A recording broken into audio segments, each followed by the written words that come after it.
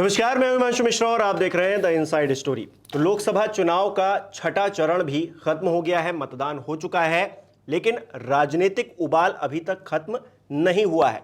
अब नई लड़ाई शुरू हो गई है और ये जो लड़ाई है वो गुजराती बनाम बिहारी की है।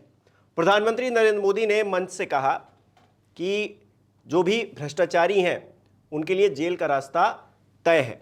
इस पर तेजस्वी यादव ने पलटवार किया और कहा कि ये दिल्ली और झारखंड नहीं है, हाथ लगा कर तो दिखाओ। क्या कहा है दोनों ने, पहले ये सुन लीजिए।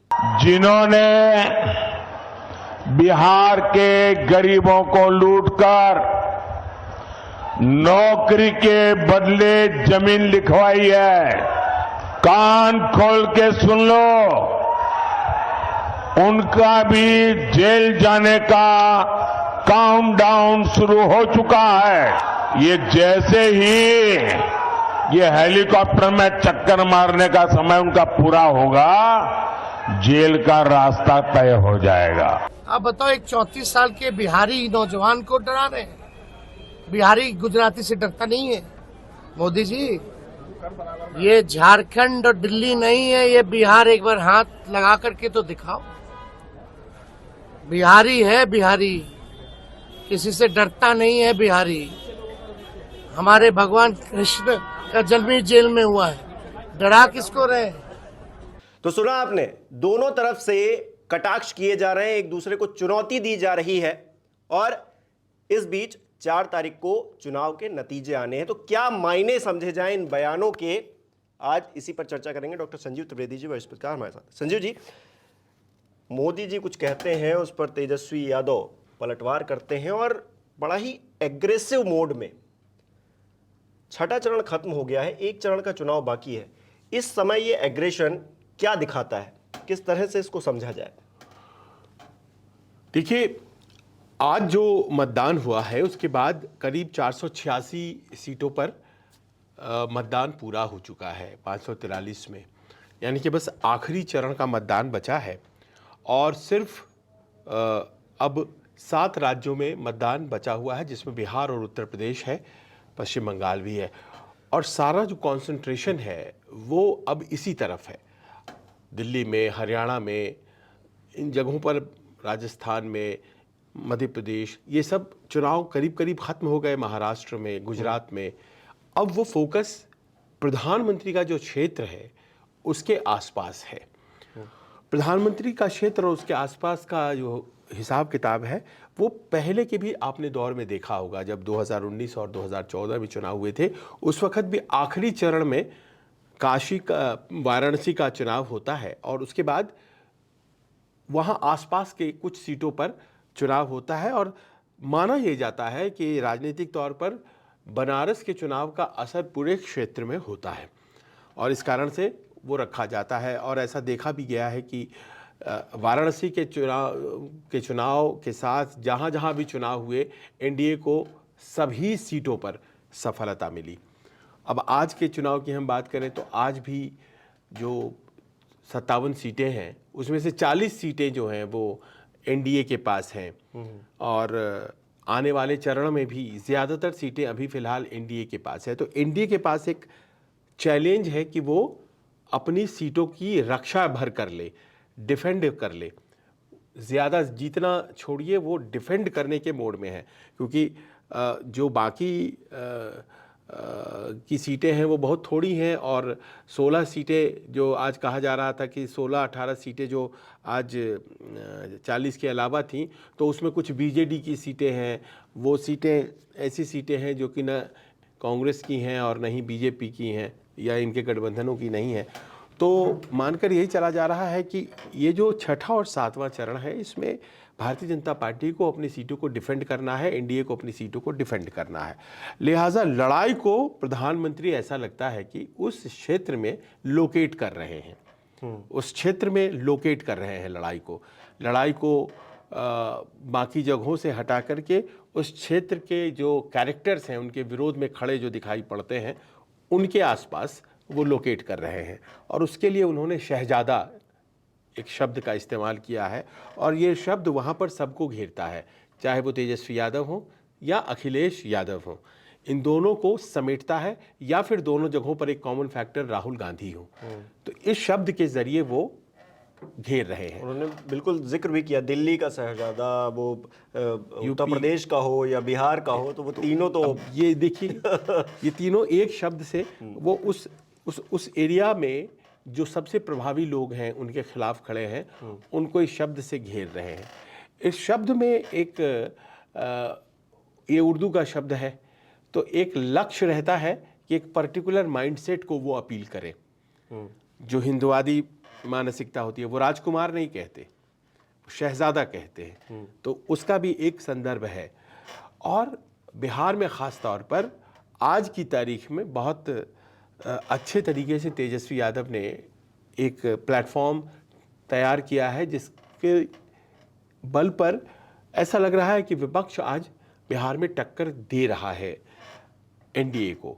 एकमात्र जो हीरो के तौर पर इमर्ज कर रहे हैं वो तेजस्वी यादव कर रहे हैं, और उसकी खास वजह यह है कि चुनाव के ठीक पहले सरकार ले ली गई, सरकार छीन ली गई, नीतीश कुमार उस तरफ चले गए वापस बीजेपी की तरफ, तो उनके ऊपर एक मार्टियर का जो होता है एक वो लेवल चस्पा हुआ कि भाई इनकी सरकार चली गई, और उन्होंने अपने जंगल राज को काउंटर किया किससे, नौकरी देने वाला व्यक्ति हूँ मैं, इस तरह से उनकी पार्टी ने, और बड़ा अच्छा ब्रांडिंग हो गया। और जंगल राज जब भी बोला जाता है तो उसके जवाब में नौकरी देने वाला और 17 महीने का अचीवमेंट, तो उन्होंने उस व्यक्ति पे हिट किया जो व्यक्ति सबसे बड़ा ब्रांड एम्बेसडर विपक्ष का इस वक्त बना हुआ है बिहार में। और वो कहाँ पे कमज़ोर, वो कमज़ोर होते हैं उनके आसपास जो केसेस हैं, उनके ऊपर केसेस हैं और वो चल रहे हैं, और वो केसेस दिल्ली के विभिन्न अदालतों में हैं। केसेस आय से अधिक संपत्ति का मामला, या फिर लैंड फॉर जॉब, इस तरह के मामले जब भी राजनीतिज्ञों के खिलाफ होते हैं तो ये पब्लिक सिंपैथी उनको नहीं मिलती है। वो लगता है कि ये पैसा बनाया है। अब जैसे तेजस्वी के नाम जो केस है उसमें ये भी शामिल है कि एक घर उनके पास न्यू फ्रेंड्स कॉलोनी में है जो अपने आप में इतने करोड़ का है कि उतना तो उनकी आमदनी ही नहीं हो सकती है जिस दौर में वो घर खरीदा गया था, वगैरह वगैरह। बहुत से ऐसे आरोप उनके ऊपर है। या फिर जो लालू यादव ने नौकरियों के लिए ज़मीन लिखवाया था तो बहुत से ज़मीन इनके नाम हो गए थे। तेजस्वी यादव की तरफ से वकील बहुत सी दलील देते हैं कि उस वक्त इनकी उम्र 14 साल थी, तो ये कैसे किसी को प्रभावित करने या लाभान्वित करने की स्थिति में थे। पर वो मामले तो चल रहे हैं अदालत में, और उस पर केस में बेल पर बाहर भी हैं, पर उसको उद्धृत करने से भ्रष्टाचार का एक जो इमेज है वो चस्पा होता है तेजस्वी यादव पर, और उनकी वो नौकरी वाली छवि, युवा जोश वाली बात, वो तमाम चीज़ें कॉम्प्रोमाइज़ होती हैं। और आज प्रधानमंत्री ने उस पर हिट किया ताकि जो सबसे मजबूत ब्रांड है ऑपोजिशन का बिहार में, उसको तोड़ा जा सके, उसको अटैक किया जा सके। और शहजादा के फ्रेम में अगर वो करते हैं तो फिर जाहिर है कि भाई तुष्टीकरण की राजनीति करने वाले लोग हैं ये लोग, और मुस्लिम परस्ती है इनके राजनीति में, ये तमाम बातें वो एक झटके में कह जाते हैं। और मुझे उम्मीद है कि देखिएगा कल भी वो इसी तरह की लाइन को लेते रहेंगे, क्योंकि यही उनको पॉलिटिकली इस वक्त सूट कर रहा है। ये तो वार की बात हुई, पलटवार जो किया गया है तेजस्वी की तरफ से वो भी बड़ा एग्रेसिवली किया गया है। वो कह रहे हैं कि ये दिल्ली और झारखंड नहीं है, सीधे सीधे अरविंद केजरीवाल जी और हेमंत सोरेन को उन्होंने पॉइंट आउट किया और कहा कि हाथ लगा कर दिखाओ। तो ये जो लैंग्वेज उनकी है या फिर ये जो उनका एटीट्यूड है चुनावी मौसम में, इसको किस तरह से समझा जाए, इसका क्या एनालिसिस किया जाए? आप तेजस्वी यादव की आज की तस्वीर देखिए, और ये मैं कुछ दिनों से वॉच कर रहा हूँ, पटना में था तभी देखा, वो व्हील चेयर पे चल रहे हैं। एक स्वाभाविक उनके प्रति सहानुभूति लोगों में है कि पीठ के दर्द से वो थोड़े मतलब ही इज़ नॉट कंफर्टेबल, परेशान हैं, और साथ ही साथ वो उनके ऊपर एक जिम्मेदारी है प्रचार की, और वो स्टार कैंपेनर है, पीठ का दर्द है, और दोनों को साथ लेकर के वो चल रहे हैं। मुझे याद है जब बंगाल के चुनाव 2021 में हुए थे, ममता बनर्जी वो व्हील चेयर पर बैठे बैठे चुनाव जीत गई थी। उनको चोट लगी थी पाँव में, बहुत लोगों ने मजाक उड़ाया कि इतना गंभीर चोट नहीं है, लेकिन उनके पाँव में चोट थी, प्लास्टर था, और व्हील चेयर पर ही उन्होंने पूरा कैंपेन किया। और देखिए कि लोगों ने देखा कि क्या ज़बरदस्त जीत हुई। जिस चुनाव में कहा जा रहा था हार होगी, उसमें सबसे ज़्यादा मतों से वो जीती। अपने सबसे पहले चुनाव से भी ज़्यादा मतों से जीती। तेजस्वी यादव भी व्हीलचेयर पर बैठे हुए हैं और उनके ऊपर यह हमला हुआ है। और जब वो हमला हुआ है तो उन्होंने उस हमले को बड़ा ही एक, जिसे भारतीय जनता पार्टी के लोग ही कहते हैं कि आपदा में अवसर, है ना, अपॉर्चुनिटी इन एडवर्सिटी, तो वो उसको अपॉर्चुनिटी में कन्वर्ट उन्होंने आज किया। उन्होंने इस बात, ये जो दो राज्यों का नाम लिया, दिल्ली का और झारखंड का, यहाँ के दोनों मुख्यमंत्रियों को गिरफ्तार करके जेल भेज दिया गया। भले ही अरविंद केजरीवाल बाहर है पर उनको फिर से जेल जाने का आदेश है, 1 तारीख तक ही है। और हाँ, और वो तो निकल ही नहीं पाए। तो ये दोनों जगहों के मुख्यमंत्रियों को जेल भेज दिया गया है। तो अब वहाँ के भी लोगों को जेल भेज दिया जाएगा, ऐसा प्रधानमंत्री ने बोला। तो उसी अवसर का फ़ायदा उठाते हुए जो पलटवार किया गया है, वो कह दिया गया कि ये झारखंड नहीं है और दिल्ली नहीं है, और जैसे उन्होंने कहा ये बिहार है, तो अचानक से जो बिहारी अस्मिता है तुरंत उसको उन्होंने जगाया, गैल्वेनाइज किया उस भाव को, उस भावना को कि बिहारी अस्मिता के ऊपर कोई व्यक्ति है जो चोट कर रहा है, जो गुजराती है। हाँ। तो ये जो लड़ाई कर दी उन्होंने, तेजस्वी यादव ने, वो बिहार बनाम गुजरात। अच्छा, बिहार के बहुत से लोग गुजरात में हैं, ऐसा नहीं है कि वहाँ पर गुजरात से कोई मतलब नहीं है बिहार का। आप जाइए सूरत तो आपको पूरा इलाका का इलाका गुजराती मिलेगा। तो कोविड में हमने देखा जब पलायन होने लगा उधर से, रिवर्स ज़्यादा पलायन, लोग तो आ रहे थे गुजरात से कितने लोग पैदल चल चल के। तो उनका भी इंटेंशन ये नहीं हो सकता है कि गुजराती बनाम बिहारी कर दो, लेकिन पॉलिटिकल बेनिफिट के लिए इस तरह से किया जाता है। और आप जानते हैं कि एक स्वाभाविक, एक हिंदी पट्टी के लोगों में एक भावनात्मक होता है, या फिर किसी भी क्षेत्र में आप जाइए, ख़ास तौर पर ये सब जो शब्द हैं बिहारी, या ये आइडेंटिटी से जुड़े हुए हैं। पंजाबी, तो पंजाबी शब्द, पंजाबी जो होता है वो पाकिस्तान में भी पंजाबी है, वो इंडिया में भी पंजाबी है, और वो अपने आप को बड़ा कॉमन फील करते हैं। वो सीमाओं को पार कर जाता है। बिहार बड़े ज़्यादा जातीय गुणागणित के लिए जाना जाता है, लेकिन एक शब्द है बिहारी जो सभी जातियों को जोड़ देती है, जो दिल्ली में बैठे हुए बिहार के व्यक्ति को और बिहार में बैठे हुए बिहार के व्यक्ति को, या न्यूयॉर्क में बैठे हुए बिहार के व्यक्ति को जोड़ देती है। तो ये एक ऐसे शब्द का प्रयोग उन्होंने किया और कहा कि गुजराती से कब डरता है बिहारी? बिहारी नहीं डरता है। बिहारी स्वभाव से अग्रेसिव होते हैं, और गुजराती जो होते हैं वो थोड़े शांत स्वभाव के होते हैं। जनरली एक पब्लिक परसेप्शन है। तो इस तरह की बातों को बोल करके वो अपने सपोर्ट बेस को एक इंडिकेशन उन्होंने दे दिया कि हम पर अगर लगाएगा, हाथ लगाएगा तो तुम लोग तैयार हो जाना।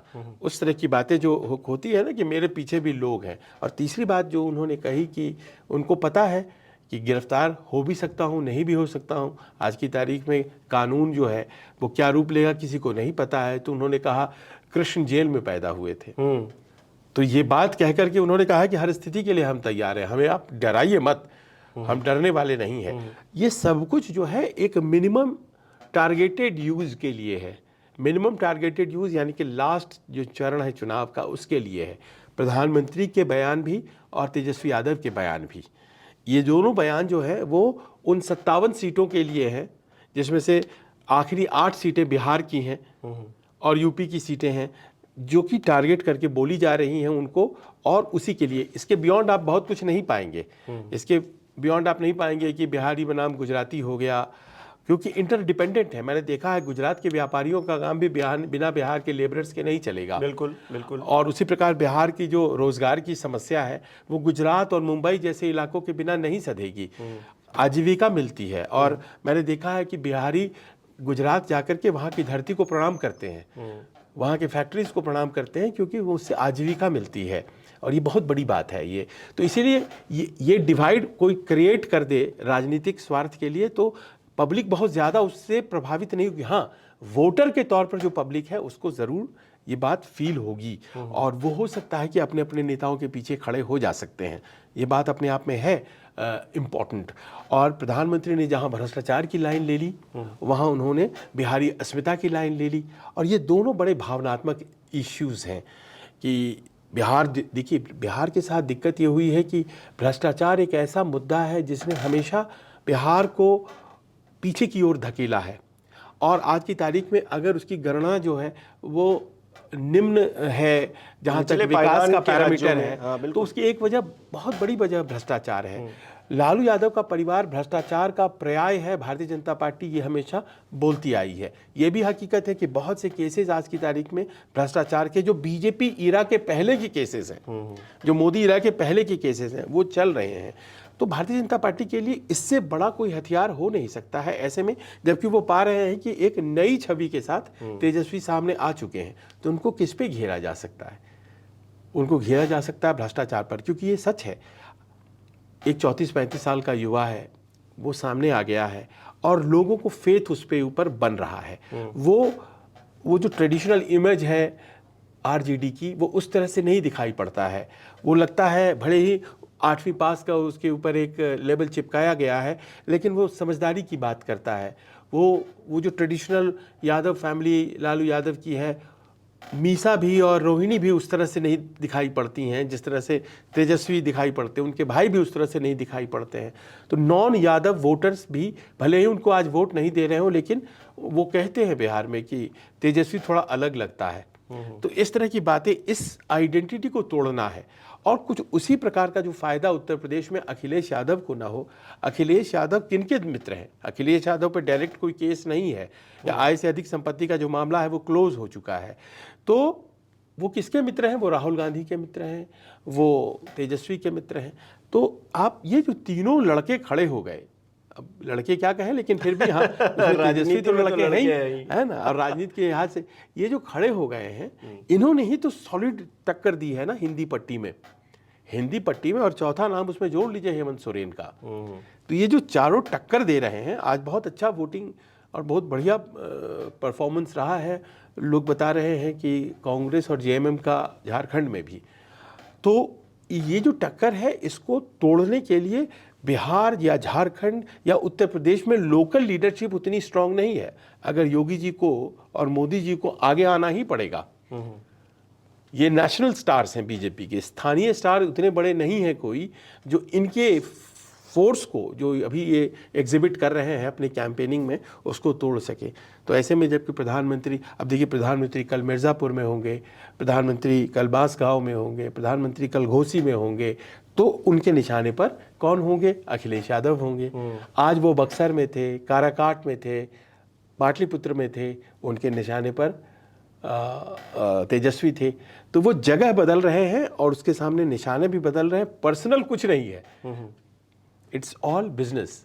नहीं, पर्सनल नहीं है, पर्सनल भले नहीं है, लेकिन तेजस्वी यादव के जो समर्थक हैं वो भले ही उनकी भाषा शैली से या फिर उन्होंने जिस एग्रेसिव नेचर के साथ में अपनी बातों को रखा है उससे खुश हों और खुशियां मना भी रहे होंगे। लेकिन आम आदमी जब ये बात सुनता है कि आप हाथ लगा के तो दिखाओ, आपके ऊपर भ्रष्टाचार के मामले चल रहे हैं और आप ये कह रहे हो कि हाथ लगा के तो दिखाओ, हम बिहारी, हम गुजराती से डरते नहीं हैं, तो ये जो लैंग्वेज है ये कहीं ना कहीं आम आदमी को क्या हिट करती है कि आप एक तो फंसे हुए हो, ऊपर से आप इस तरह की बातें कर रहे हो। मतलब आपको लगता है कि आप किसी परिवार से आते हो या फिर कहीं से आते हो तो आपको कोई कुछ कर नहीं सकता, आपको क्या लगता है? तो ये क्या एक फील आम आदमी के अंदर, समर्थकों की बात नहीं कर रहा हूँ, लेकिन जो न्यूट्रल होकर देखना चाहे उसको क्या ये फील नहीं होगा? आप इस बात को महसूस कीजिए हिमांशु कि भ्रष्टाचार क्या कोई इशू होता है चुनाव में? नहीं होता है। मेरा जो भी छोटा अनुभव है, मैंने नहीं पाया है कि भ्रष्टाचार के सवाल पर कभी यहाँ हमारे देश में चुनाव हुए हैं और सरकारें बदली हैं। तो वो एक छोटी सी खुशबू आई थी 2014 में, भ्रष्टाचार के सवाल पर 2G 3G करके सरकार बदल गई थी। सरकार असंतोष जो हुआ बदल गई थी। लेकिन उस टाइम भी बीजेपी की लाइन विकास थी। हाँ, विकास। या फिर एक बार 1989 में बोफोर्स के सवाल पर सरकार बदल दी गई थी। पर इतने 75 साल के अनुभव में कभी भी भ्रष्टाचार एज ए पॉलिटिकल इशू, तमाम भ्रष्टाचार से लिप्त लोग हैं वो चुनाव जीतते हैं। वो भावना जिस तरह से उनके आसपास भड़कती है और समर्थक जो है जुड़ते हैं, भ्रष्टाचार नॉन इश्यू हो जाता है अगर वो व्यक्ति जो है अपने लोगों के लिए कुछ कर सकता है, अपने लोगों की पहचान बन जाता है, अपने लोगों को उससे आस हो जाती है कि यही डिलीवर करेगा तो भ्रष्टाचार नॉन इश्यू हो जाता है। लालू यादव के परिवार की बिहार में वही स्थिति है। उनके जो समर्थक हैं वो ये मानते हैं कि भ्रष्टाचार और नो भ्रष्टाचार, अगर कोई बैकवर्ड्स को आइडेंटिटी देने में सफल हुआ तो यही परिवार, इसने आवाज़ दी। मैं तो इसका समर्थक रहूंगा ही रहूंगा क्योंकि इन्होंने हमें वॉइस दी है। अब इसका क्या जवाब? नहीं, समर्थकों का तो ये भी बिल्कुल वो इस बात को शायद एक्सेप्ट भी ना करें कि लालू यादव ने कोई बोलते हैं फंसा रहा है, कोई चारा घोटाला किया। मतलब आप दिल्ली आ जाइए, आम आदमी पार्टी का कोई समर्थक नहीं मानता बिल्कुल, है बिल्कुल, कि शराब घोटाला कोई हुआ है। फैक्ट्स ऑफ द केस जो भी हों, लेकिन लोग यही कह रहे हैं कि बड़ा अन्याय है कि मनीष सिसोदिया को डेढ़ साल से जेल में रखा हुआ है। बड़ा अन्याय है कि मुख्यमंत्री को डिफेंस का लैंड सेल हुआ था, एक प्राइमा फसाई केस बनता है, टेक्निकली केस बनता है, इसीलिए मुख्यमंत्री जैसे व्यक्ति को जेल में रखने के बाद बेल नहीं हो रही है झारखंड में। लेकिन कौन मानता है? बहुत ज़बरदस्त पोलराइजेशन हुआ है ट्राइबल वोट्स का इस बात को लेकर कि हमारे जो सबसे बड़े नेता हैं उनको जेल में डाल दिया गया है। तो ये बीजेपी के लिए एक बहुत बड़ी परीक्षा है, इशू नहीं है। और करप्शन के नाम पर अगर आप चुनाव लड़ेंगे तो आपको फ़ायदा नहीं होगा। फिर अगर करप्शन की बात होती है और इससे फर्क पड़ता ही, तो ये वॉशिंग मशीन जो शब्द इजाद हुआ है भारतीय जनता पार्टी के लिए, क्योंकि बहुत सारे लोग इधर से उधर आए हैं। आप कौन से दूध के धुले हैं? आपने कितने नेताओं को अकोमोडेट किया है जो भ्रष्टाचार के सवाल पर घिर जाते अगर वो पॉलिटिकल अलाइनमेंट को शिफ्ट नहीं करते। बीजेपी का शीर्ष नेतृत्व ही कहता था उनके खिलाफ, तो वो भी है। तो ये कैसे अजीत हो सकता पवार है? एक बहुत बड़े उसके एग्जाम्पल है। बिल्कुल, मैं तो भूल ही नहीं सकता हूँ। प्रधानमंत्री अमेरिका से आए 27 जून को भोपाल में, उन्होंने जो बोला और उसके बाद फिर तो इस तरह की बातें हैं। लेकिन प्रधानमंत्री को कोई ना कोई एक रास्ता चाहिए आज की तारीख में उन लोगों के ऊपर हमले का जिन लोगों ने ओपोजिशन के टेंट को, शामियाने को, तंबू को एकदम खड़ा कर रखा है। और वो नाम तेजस्वी यादव है बिहार में, वो नाम अखिलेश यादव है यूपी में, और विदेश के कई जगहों पर यूपी बिहार के अलावा राहुल गांधी। तो उन नामों को हम अपने अटैक की जद में लें, उसके लिए कोई तरीका चाहिए ना। और लालू परिवार पर भ्रष्टाचार से बड़ा कोई और, उनके ऊपर जातिवाद आप लगा दीजिए, कोई फर्क उनके ऊपर नहीं पड़ता है। उनके ऊपर बाहुबली के साथ साठगांठ का लगा दीजिए, कोई फर्क नहीं पड़ता है। उनके ऊपर आप दागी लोगों को टिकट देने का आरोप लगा दीजिए, कोई फर्क नहीं पड़ता है। महिलाओं को ज़्यादा टिकट नहीं देने का आरोप लगा दीजिए, कोई फर्क नहीं पड़ता है। फर्क इस बात पे पड़ता है कि जो फ्लोटिंग वोट्स हैं वो इस बात को लेकर के और ज़्यादा बीजेपी के प्रति कंसोलिडेट हो जाते हैं। और क्या करना है बीजेपी को? अपने वोट बचाने हैं, उसको नए वोट नहीं तलाशने हैं। तो उन्हीं मुद्दों को उभारा जाए जो पहले उभारे गए हैं, और 40 सीटें जो हैं बचाई जाएं। बिहार की 8 की 8 सीटें बचाई जाएं, जिसमें से 4 तो बीजेपी के पास हैं, 3 जेडीयू के पास हैं और 1 एलजेपी के पास है। आज की जो 8 सीटें थी, इनको केवल बचाना है। इसमें से कोई भी सीट जो है आज वाली जो है वो नहीं है आरजेडी कांग्रेस के पास। और एक तरफ आज वोटिंग चल रही थी और दूसरी तरफ ये भाषण दिया जा रहा था। हाँ, अमित शाह जी तो वैसे ही कह चुके हैं कि 5वें चरण तक जो है 300 से ऊपर 310 आ चुका है। तो अब बचाने की ही बात है। चलिए देखिए किस तरह से बचाया जाएगा या फिर डिफेंड किया जाएगा, क्योंकि बड़ा ही एग्रेसिव नेचर के साथ दोनों ही नेता, प्रधानमंत्री नरेंद्र मोदी हो या फिर तेजस्वी यादव हो, उन्होंने अपनी बात को रखा है। और एक चरण का चुनाव अभी बाकी है 1 तारीख को। 1 जून के बाद सीधे 4 जून को नतीजे आएंगे। उन नतीजों में इन बयानबाजियों का क्या असर होगा, इस पे भी हमारी नज़र रहेगी। और ताज़ा अपडेट के लिए न्यूज़ 24 तो आप देखते ही रहिए, और जो भी आपके विचार हैं वो हमें कमेंट करके ज़रूर बताइए। बहुत बहुत शुक्रिया।